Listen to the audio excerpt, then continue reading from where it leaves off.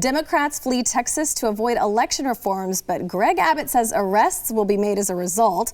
A CBS host brags to Fauci about banning some of her unvaccinated family members from Thanksgiving. And President Biden plans to send a strike force to Chicago to help with the crime wave. We've got all that and much more coming up, and it starts right now.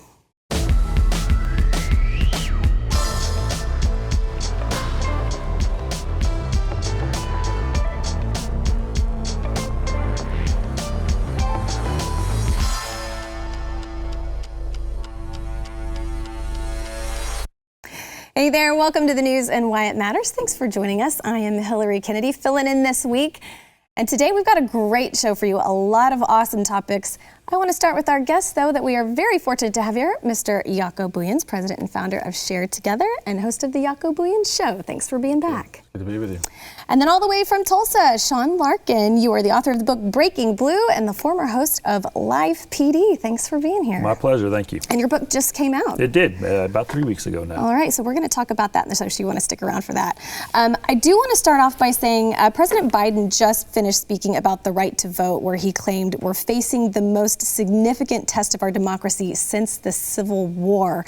That's not hyperbole. Here's the clip. I've said it before. We're facing the most significant test of our democracy since the Civil War. That's not hyperbole. Since the Civil War. The Confederates, back then, never breached the Capitol, as insurrectionists did on January the 6th. I'm not saying this to alarm you. I'm saying this because you should be alarmed. Okay, so I want to get your thoughts on what he just said there. Jaco, I'll start with you. What do you think? Yeah, we really have to read carefully into what he's saying. You know, this speechwriter, and I think I know who it is. I mean, they write with intent. And so this is about leading the witness. If you were in a court of law, you would be leading the witness, right? About indoctrinating America with a certain mindset, taking us back to trigger, January 6th, say, oh, you remember who did this? And really what the net result of this for me is it pins American against American. It divides. That's a divisive statement. It's a divisive speech coming from the commander-in-chief. Whether I like him or not, he is. He's in that office. Duly elected or not, I don't think so, but he's there. And so it's divisive talk. So now I ask myself, why? And then the comparison to one of the darkest moments in American history, I would argue, yes, you made it dark. You're making it dark with some of the rhetoric from last year, or cancel culture, with all the different things, defunding police, making police stand down in cities as it's burning down, saying it's peaceful protest. So if we are in fact where you say we are, it's on your watch for me, right? Mm-hmm. And so, but it's divisive by design, because should we unite, I'm telling you, Hillary, and we're so close, should we unite, you're going to see the country shift completely away from where they want it to go. And so if it's not the vaccine, then it's race.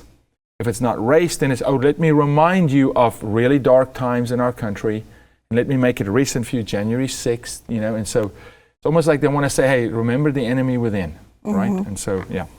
Sean, do you agree, disagree? Oh, agree fully. Yeah. Every single thing now that's coming out, it is divisive in nature. It's like scared to get people on the same page. Now that everyone's opening their eyes and they're starting to see what's really going on. Yep. Talking about people getting on the same page, boy, we're having some trouble here in Texas. Greg Abbott hammered Democratic lawmakers for fleeing Texas to block GOP election reforms. Dozens of them fled Texas yesterday to break quorum and prevent the GOP-controlled state legislature from passing these election reforms. At least 51 of 67 House lawmakers boarded chartered flights to Washington, D.C., I believe most of them on very posh private planes, to protest in support of the For the People Act, which would shift much of the authority over the election processes from the states to the federal government. So the Democrats, they had considered fleeing to West Virginia and Arizona to put some pressure on Senators Kristen Sinema and Joe Manchin, who've expressed their displeasure with the For the People Act, but they eventually decided against that move because they feared each state's GOP governor would help extradite them back to Texas.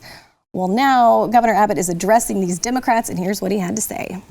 The Texas Democrats' decision to break a quorum of the Texas legislature and to abandon the Texas state capitol That inflicts harm on the very Texans who elected them to serve.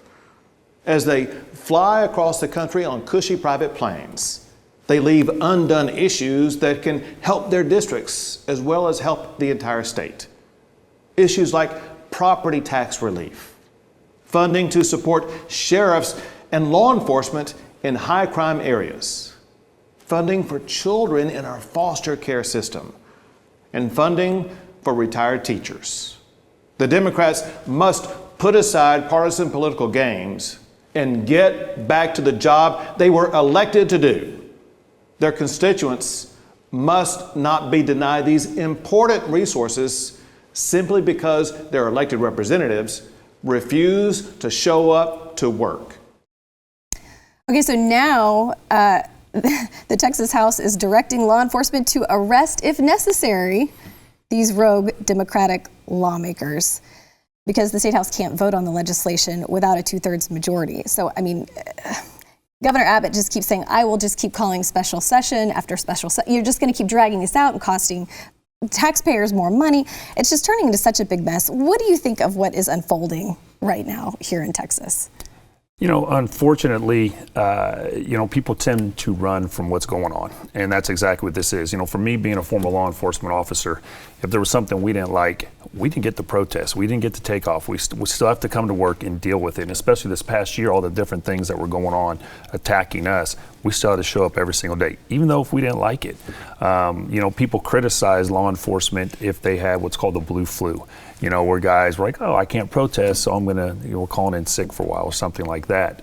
When you've got people fleeing the state and actually being applauded by other people, label them as heroes and brave and stuff like that. In fact, I think it's the exact opposite.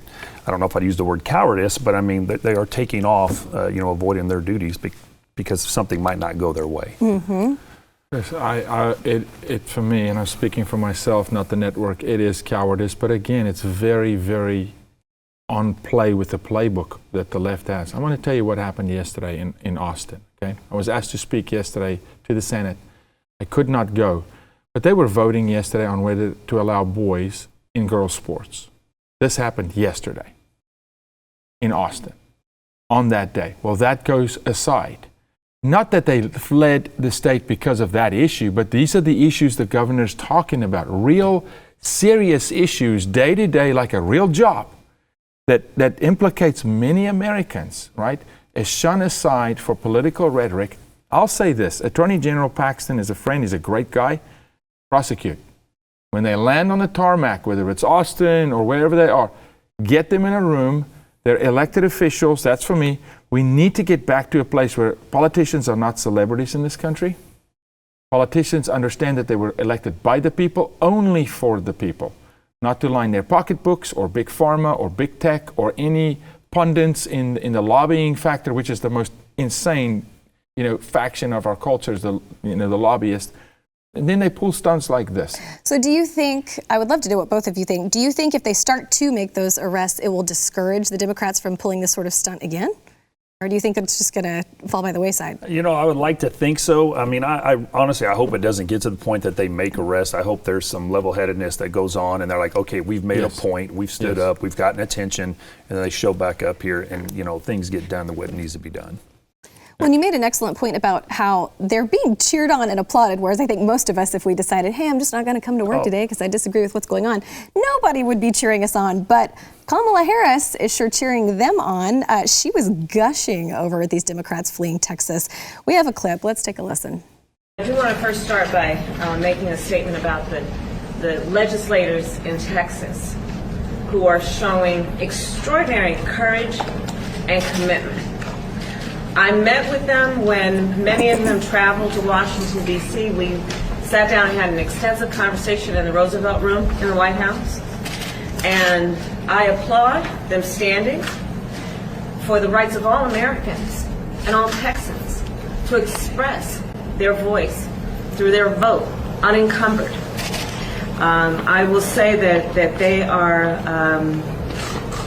are leaders who are marching in the path that so many others before did when they fought and many died for our right to vote. After getting such high praise from the vice president, These Democrats are clearly proud of what they've done. So proud, in fact, they've broken out into song. We also have a clip of that. I turn it back over to you for the questions, and thank you very much for all that you and all of your colleagues are doing here today. Thank you. We will overcome. We will overcome. We will overcome someday. Deep in our heart, I do believe we will overcome someday. Thank you, Miss T. Remember American Idol when he'd say, "That's a no from me, dog." That's a no from me on that it song. sounds like, when kids are at a birthday party their mom forced them to go to, and you sing happy birthday and it just drags and you go feel so bad for this kid. That's what that felt like, because it's not authentic.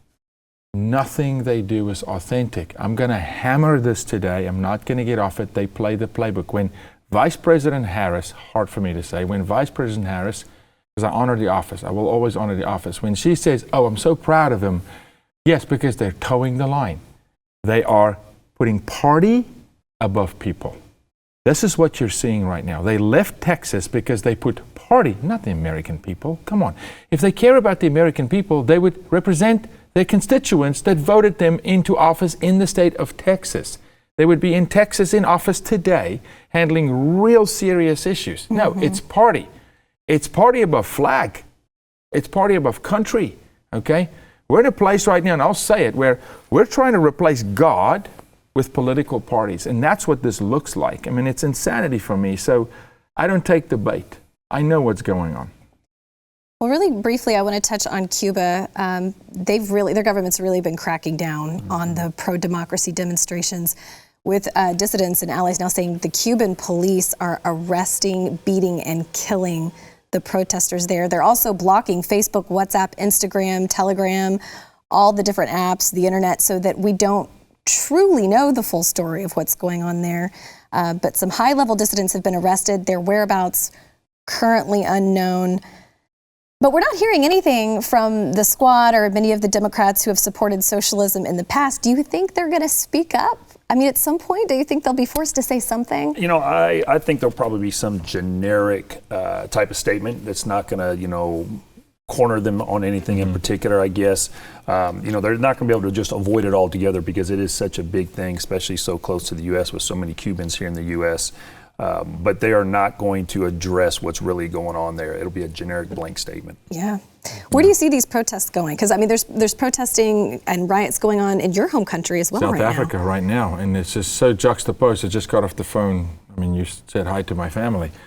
And we're seeing what's happening in South Africa. This is what I've learned, having done my service in my country. What I've learned is when you reach this tipping point, you don't turn this valve off easy. This is not January 6th. This is what they tell us happened January 6th, and it did not, right? This is a nation saying enough is enough. What concerns me is the people, again, the people of the country saying, hey, we're not China. We don't want to be China. Just turn off social media. You were talking cancel culture, cancel a nation at this point, government controlled. And the fact that the United States of America's leadership, right, cannot say that's not okay, shows you how out of touch they are with how valuable freedom really is. And it also shows me how much they really care about our freedom. They don't, right? So we are moving rapidly in that direction just based on their actions. Do you think that they will get their liberty, or do you think the government's going to shut everything down before that can happen? I think you're going to see Venezuela.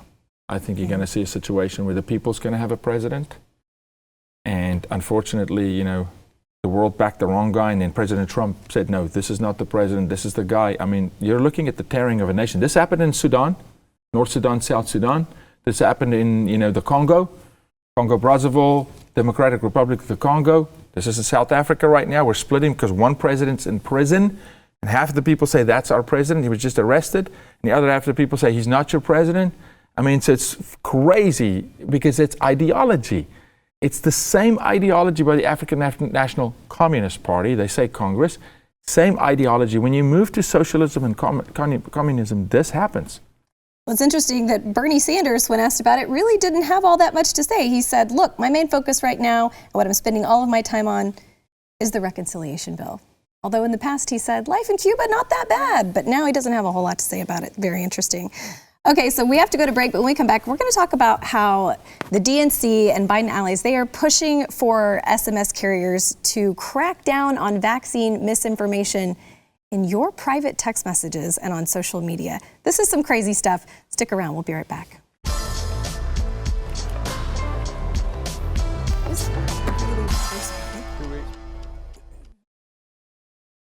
The Biden administration is very concerned about misinformation about the vaccine spreading through your private text messages and on social media.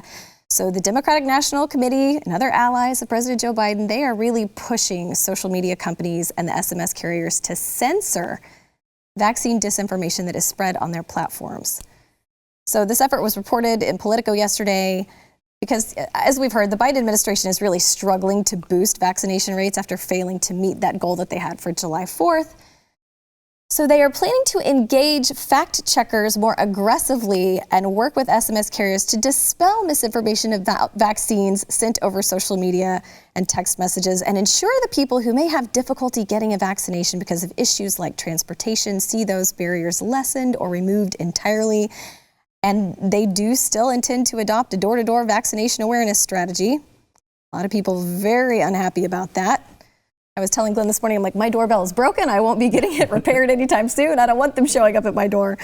I'll start with you, Sean. What are your thoughts on the Biden administration going this far? You know, us in law enforcement, we have such a difficult time getting into people's social media. I mean, from I'm so glad you're saying this. Tell us how difficult it is to do a wiretap. A wiretap is damn near impossible. All right. I mean, it is. You know, search warrants to get someone's history through Facebook, Instagram, Snapchat, all these type of things. They are very, very, very difficult for us in law enforcement to do. And I'm talking about working a homicide, working a shooting, you know, something like this, or, you know, child predators, things like this.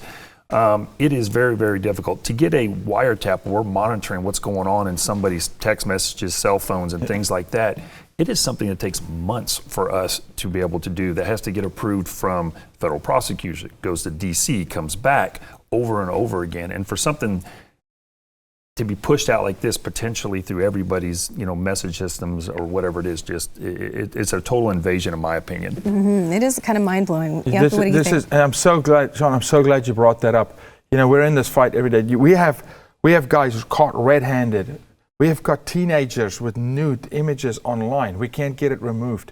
Can't get Facebook. You can't get court orders. You can't. It's almost impossible to fight a good fight and get data when you know the perpetrator. And now the President of the United States is not only saying, hey, what First Amendment? Mm-hmm. Excuse me, what freedom of speech again? Well, because this doesn't sound like something a free country would do. No, to him it's like, well, your freedom of speech doesn't cover when it comes to COVID. No, yes, it does. It also gives us the freedom to speak against you, Mr. President, when you're wrong, right? So what freedom of speech? So that's out the window, number one. So you should bow up like crazy. And then secondly, who's he asking to do this? Big tech. We're in an evolution here of saying, hey, fight big tech.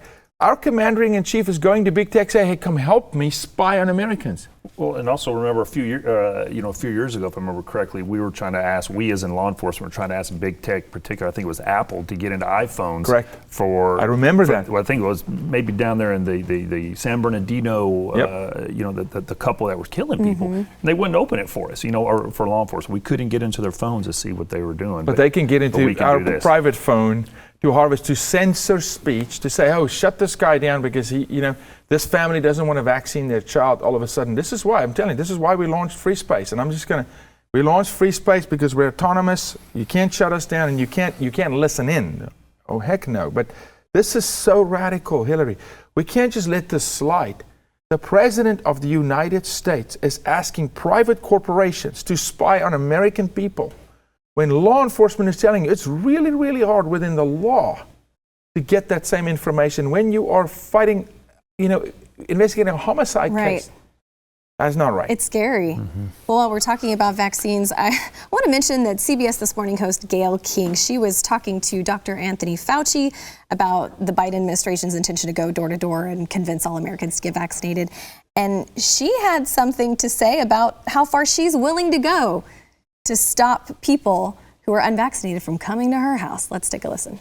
We really need to get more people vaccinated because that's the solution. Yeah. This virus will, in fact, be protected against by the vaccine. Dr. Fauci, I don't know how many more times you can say to people, listen, it will save your life.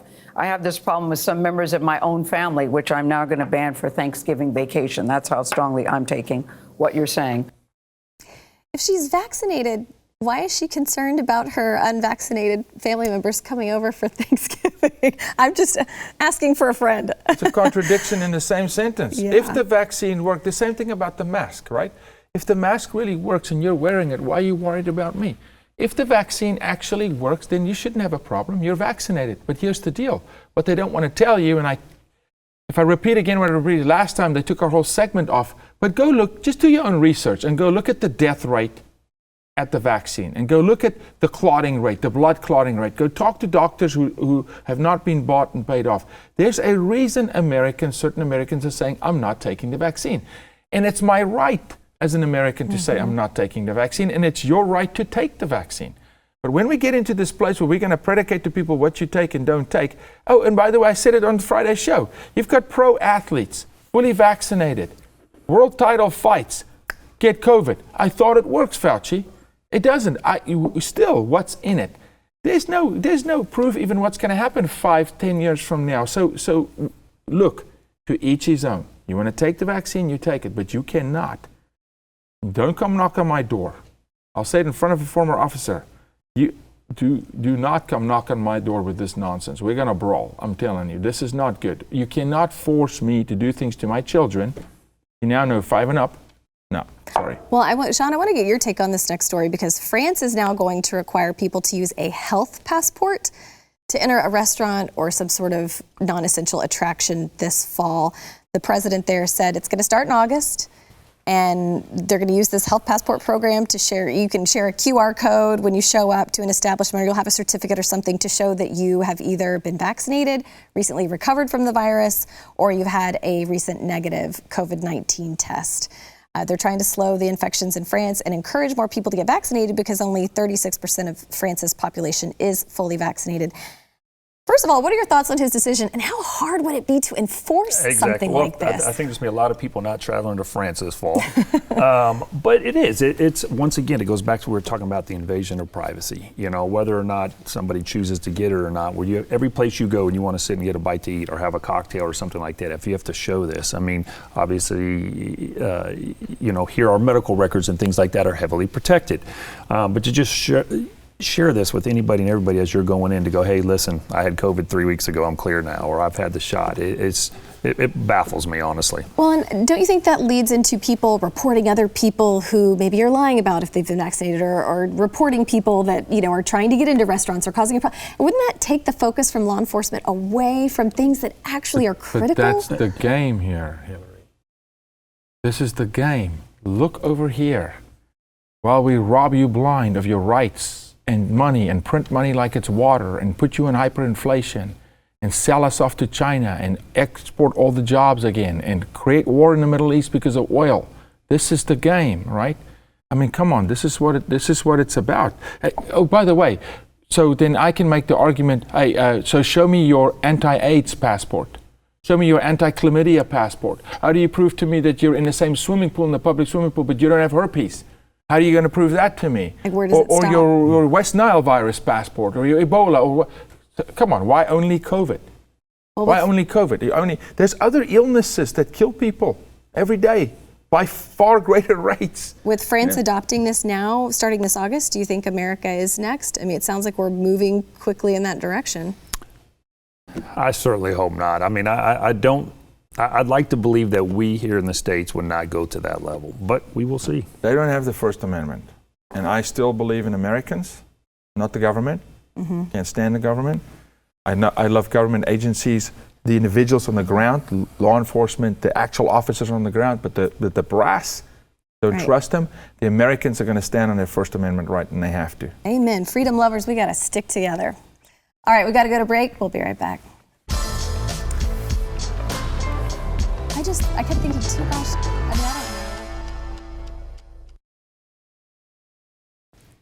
violent crime in Chicago, it has been a major problem for a long time.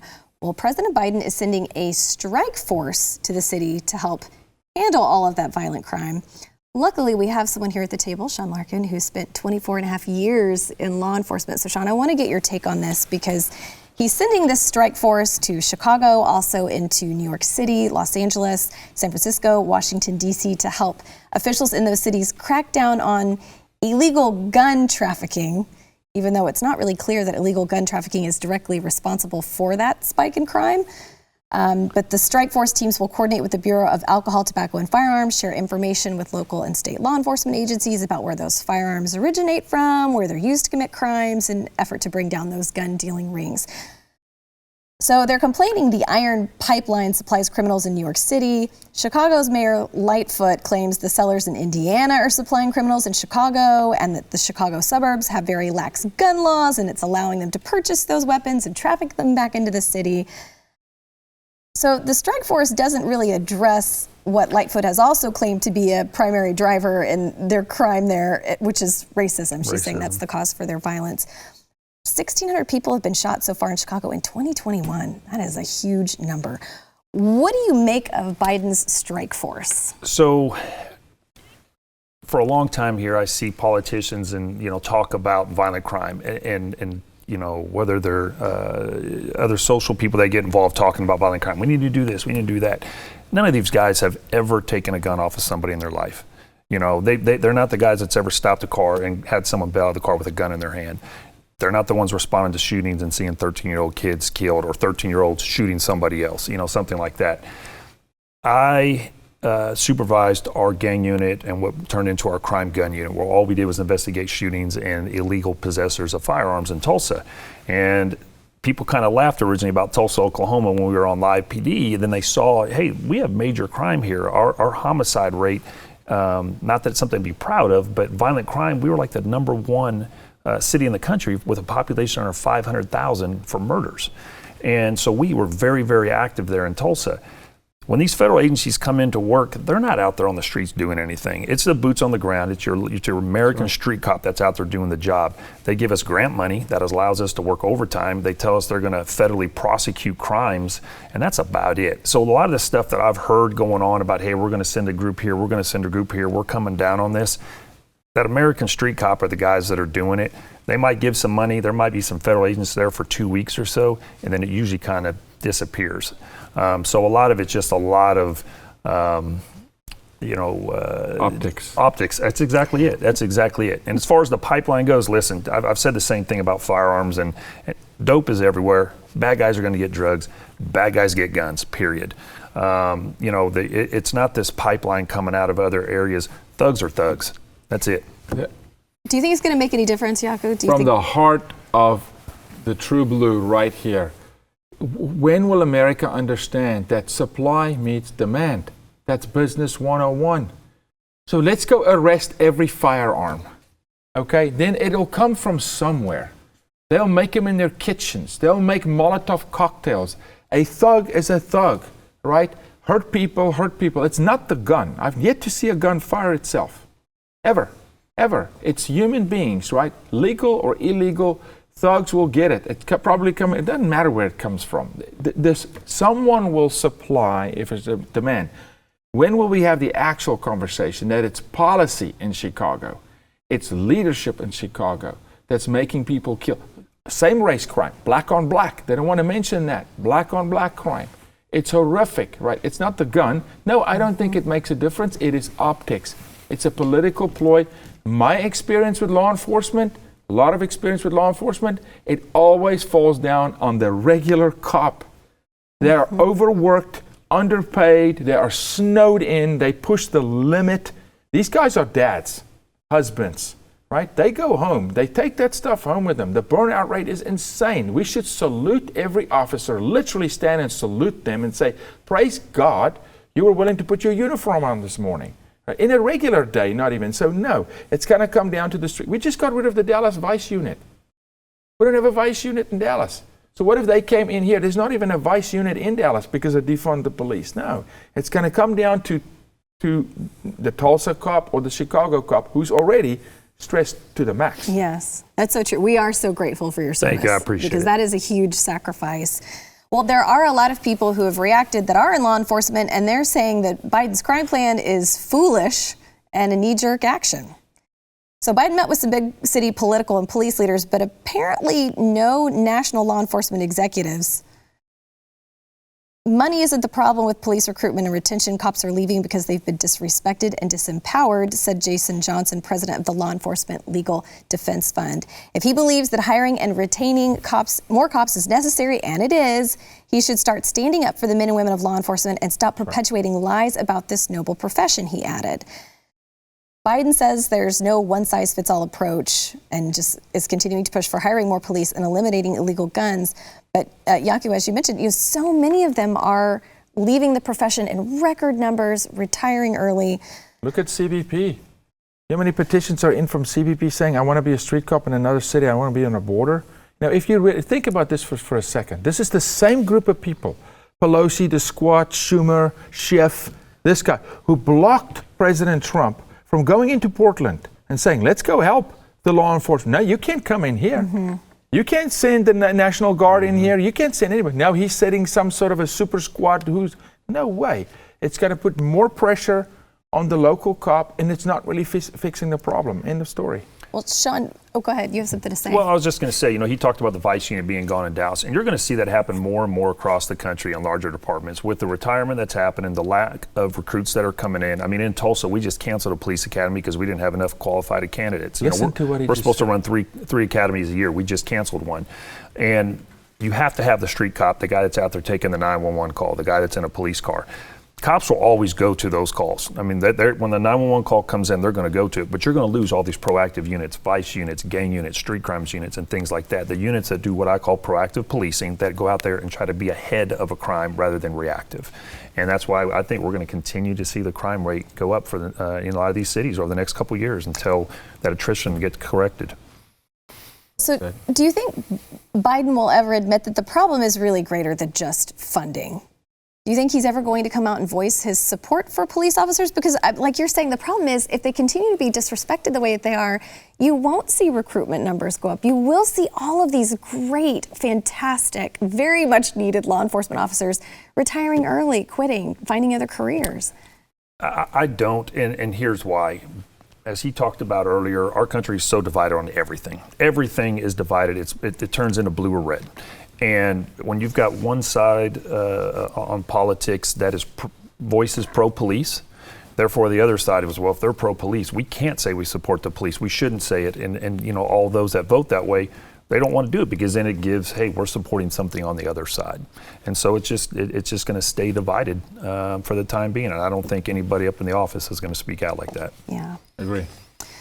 Well, the Minneapolis police chief asserted over the weekend that police are not the biggest threat to safety of the city after a 3-year-old, this is so sad, was reportedly shot on Friday. Here's a clip with what he had to say. And I want you all to know right now, the biggest threat to public safety in our city, in particular our African American community, is not the police. It is not the police. We have an epidemic right now of unequivocal gun violence, particularly in African American communities, and that must stop. Well, so the chief said when officers arrived at the location, they observed the child had suffered a critical gunshot wound. They made the decision to transport the child to the hospital in a squad car instead of waiting for the ambulance, which saved the child's life. He said they made the right choice. He said had the officers not made that decision to transport, they probably would have been reporting on another death of a child. It just seems crazy to me. Should it have even been necessary for the police chief to point out that police are not the biggest threat to safety? Well, unfortunately, you have to, because of, we saw it coming into the election this past year, obviously the things that went on, during 2020 with protests and things like that. I mean, you had politicians, you had athletes, you had musicians, you had, your everyday citizen, whether it was through their own social media, just hammering the police that they were the problem, that there was this, the word epidemic had been used, pandemic had been used about police brutality, police violence, and it's just not factual. I've been saying that police officers, engineers, accountants, we have to go off a hard numbers. That's what matters for us. And the numbers just do not back up what a lot of these people are saying about police. Yeah. But you're talking about real mathematics, and you talk about logic, and you're Crazy. talking about facts and truth, this little thing called truth, which is not fluid. It's math. You can actually go and account how many shootings, who did it, where were they. And here you've got an African-American chief saying, hey, but today you have to state the obvious in this country. If you don't state the obvious, they'll just spin it all 7 times sideways. And Sheriff Wayburn sat in this chair, I sat there, and it was Sean here. And police officer, this is about 90 seconds, maximum, maybe shorter, to make the most critical decisions in your life. To fire, not to fire, which weapon, the peripheral, what's happening around these guys. It's so easy to be an armchair quarterback and say, oh, I would. No, you would not. You'd freeze. More people would die. I mean, so it's crazy, but we have to state the obvious. If we don't, then the left will spin this thing. So I understand why that chief did, because he's defending his men and women, and the great men and women that serve, to say, hey, they're not the problem. And you think, well, we don't have to state that. No, we better. We're so glad that he did. All right, we will be right back. Stick around. We've got more to come. We're going to be talking about...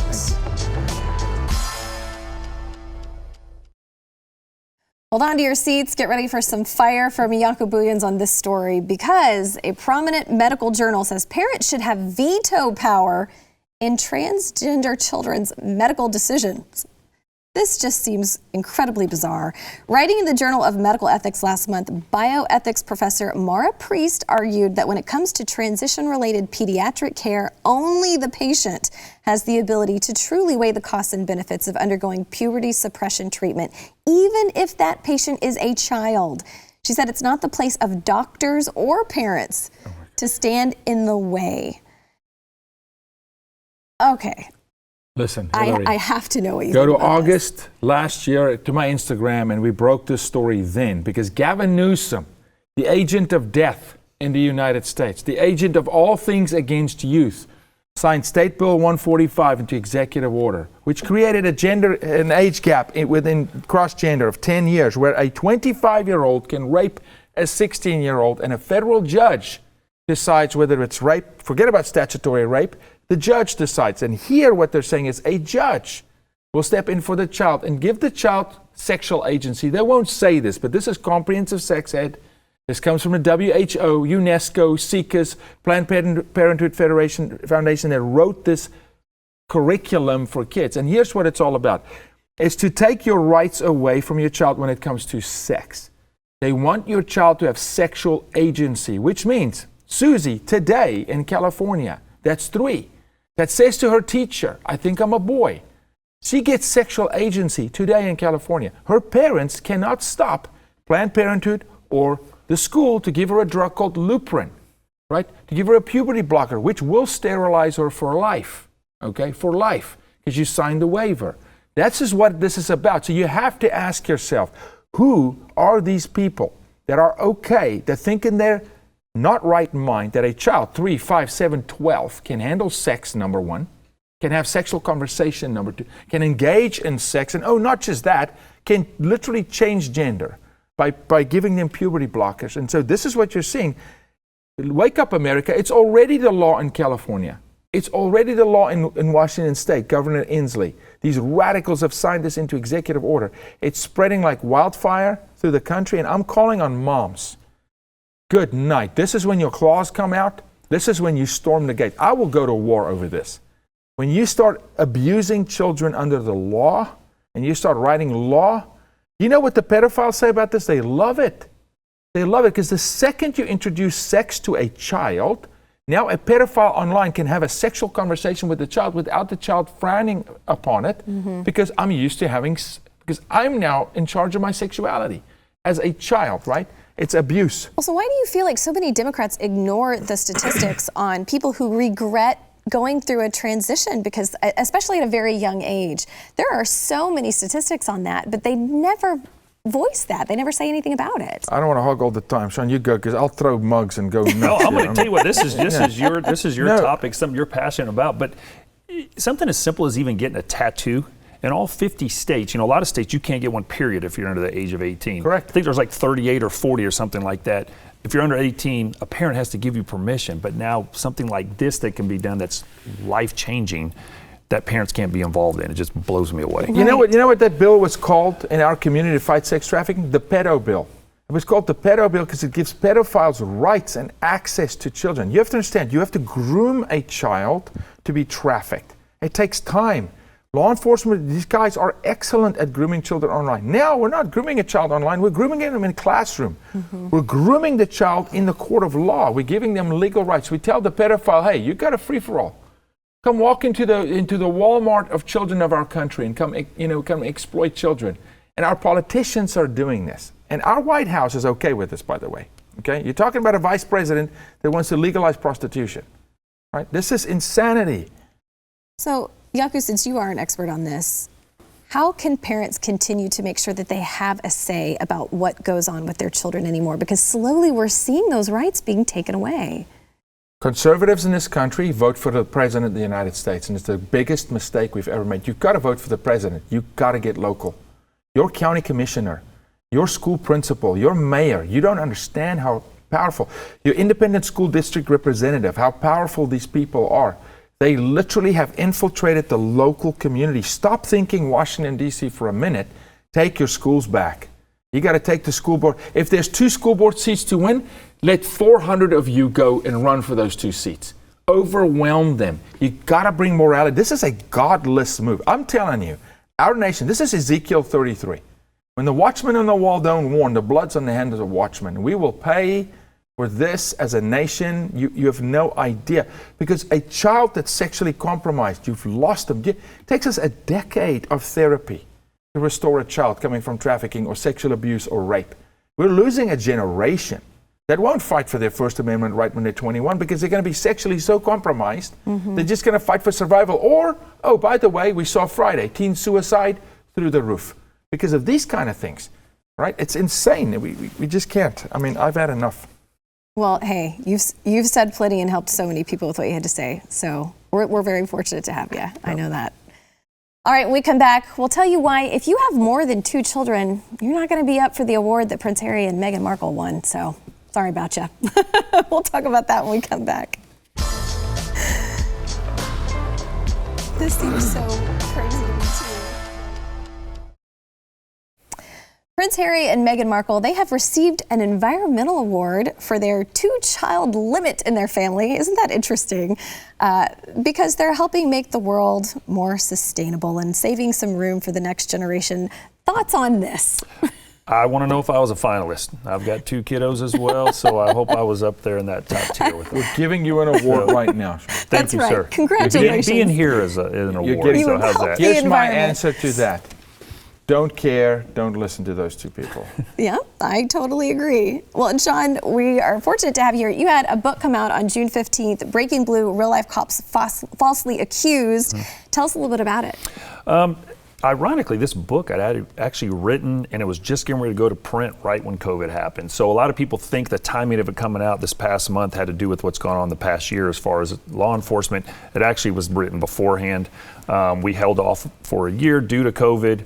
But it is a series of vignettes, series of stories, other cops across the country I was fortunate to interview to talk with them about being falsely accused of crimes or wrongdoing that never happened. And 2 of the stories, there were cops that actually went to prison, one of them for over 20 years for sexually molesting his own kids. That never happened. Another one for murder. I've got a story about myself in there, what I went through in 2010 being investigated. It's an eye-opener, and I hope people get into it. Yes. I'm excited to read it. We want everybody to pick it up. Breaking Blue, Real Life Cops Falsely Accused. Thank you so much for being here, guys. Thank you. This is a great show. Amazing.